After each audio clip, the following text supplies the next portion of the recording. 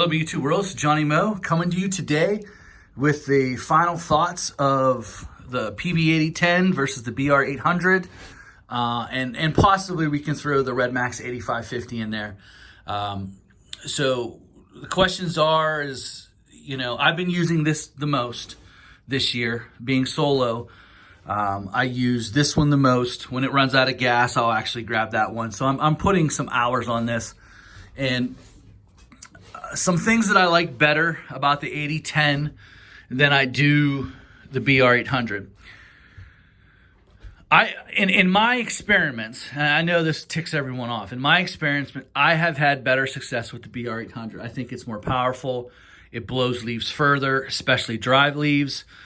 It moves them faster. If you can blow a pal further, you're going to get done faster. When I'm doing parking lot work, I'll grab this because it has more CFM out of the nozzle than that one does. That one is more controlled air, and it takes a little bit longer to blow off parking lots. And if you have a thin lawn and you just want to scour the lawn real quick, this is the better way to go because it just has more CFM and can get it done quickly. When I'm getting into my piles of leaves and blowing out beds, I find that the BR800 just seems to do it faster for me, and it's quick. It has enough power to do what I need it to do. As you've seen in that test that I showed you, one person said there was a branch in there. It was actually roots from the tree. Other people were just upset because they're echo people and they can't believe that can actually do it. And that's the way that's what I found about it. This one is harder to start in the morning than that one. So was the 8550. I find that this one, I like the engine of the Red Max and the Echo better than I do the stihl. I believe that not only is this $50 cheaper, that is $50 more, but I believe that these last longer. There has been some complaints about the 600 and 700 blowing up within 3-4 years. I've noticed that around here. I found that to be true just in my own personal, witnesses. I kind of like the 2-cycle better. Less maintenance. I absolutely hate doing the valve adjustments on that blower. I love the power. I love the telescoping tube. I love the side start. I love all of that. It's a great blower. I'm not knocking it, but I'm giving you the true review. When it comes to maintenance, I hate to say it, but I almost hate it. I hate doing the valve adjustments. They say, "Oh, Johnny, it's so much easier to do the valve adjustment because they gave you this." Yeah, they give you an access port, but how do you get the valve to dead center? You got to play with this, and that's not fun. It was easier to do dead center with this because you could take this off and actually move it. Well, you can't take that off because it's a side start now. So it's a little bit more difficult. So, as far as comfort goes, that fits me better. Now, I'm going to make some people mad because I know the stats. I think that one's heavier. I know it's supposed to be lighter, but I think this is lighter than that. But it fits me better. So therefore, it's more comfortable. I like their straps as opposed to these straps. I like the air this puts on your back as opposed to no air on that back.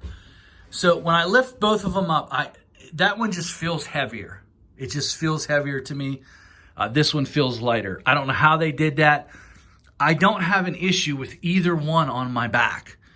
So neither one of these are like, "Oh my goodness, I can't take it anymore. It's hurting my shoulders, it's hurting my back." I don't have that issue. I like their tube over this tube. Their tube moves easier. This tube is much improved over the older one. My arm is not crimped anymore. It does give me enough room for my arm, but my bicep is not sore. So I don't have an issue with that. So overall, I think it's a great blower. I think they're both great blowers. I prefer an Echo engine over the stihl 4 mix. And that's probably never going to change no matter what Stihl does. I'm not saying it's a bad blower. Obviously, it's my favorite blower out of all of them, just for everything I mentioned in previous videos. But I wanted to do a wrap-up video of the Echo versus the BR800. You asked me if I can only pick one, it would be the BR800. I think it does everything that this blower does. It's $50 more, and there's more maintenance involved. Basically, end of the year, I dump the gas out, run it out, put it up, it's done. That one's going to need a little bit more maintenance. That's going to need some valve adjustments. So be aware of that. So do I think that that's, with the maintenance involved, do I think that that's $50 better than that? Boy, that's a great question. But for what I use that blower for, blowing out shrub clippings, telescoping tube, side start, I really do like that blower. But if you're an Echo guy, there's no reason that you shouldn't pick this up. There's a very stark difference between the 770, the BR600, and these particular big boys. The 8550, even the 8500's up there. The 8550 I still think is better. But if you're a Red Max person and you're doing leaves, I would be at the 8550. The BR800 and the Echo 8010, I believe, all are great blowers. I've owned all of them. They will speed up your bed blowing out. They'll speed up your leaves. And this has been the game changer right here. The Honda GX390, the Little Wonder. I owned a Little Wonder 8 horsepower OptiMax blower, and I owned a Little Wonder 10 horsepower blower with the old Briggs IC engine on it. I've blown them all up, and to be honest with you, those blowers, once these backpacks came out, it just was just as easy. It kept up with the Billy Goat 9 and the 8 of the older style Little Wonders. This thing, so the video that I just did challenging these two backpack blowers, from the moment that I left that video, those blowers were put down and that was used. I pushed the rest of those piles of leaves with that into the field, down over the little hill that I was showing you. And the back I blew into the woods. The leaves that you were looking at in the front, I actually blew into a little field, and I ground those all up, and then I bagged them up with the Toro. Whatever was left, I threw it through that machine, and that was the end of that. But this has been the game changer. The Little Wonder, 13 horsepower, 2,500 CFM. Now, I want you to understand that it is over twice as powerful as that, and over twice as power as that. That's 912. This is 1070. That's 2,500 CFM. This will handle leaves. Like, there's no stop. I have not stopped it yet. I have not used these backpacks. What I do is I blow out all the beds. If there's woods involved, I'll blow all the beds, and I make what I call a Little Wonder line. As soon as I have enough room to get the blower in there, those backpacks are done, and this goes to work. Now, in years past, with the 8 horsepower and the 9 horsepower, the Billy Goat and the 8 horsepower Little Wonder, the 8 horsepower Little Wonder was probably pushing about 1,365, about 1,400 CFM. It's not enough away. It's not enough away to make a huge difference from these newer blowers. But when I tell you, it is a big, huge difference with that 2,500 CFM. I have blown acres of leaves in with this. I've done my whole cemetery with it. Nothing ever stops it. I could not do that with the Billy Goat that I had last year, and I could not do that with the 8 horsepower Little Wonder. It could not do it. And this has done it. It's amazing. It'd be really cool if U-mount could make that their blower, because that, I think that would be worth it, because the U-mount is pushing about 2,200 CFM.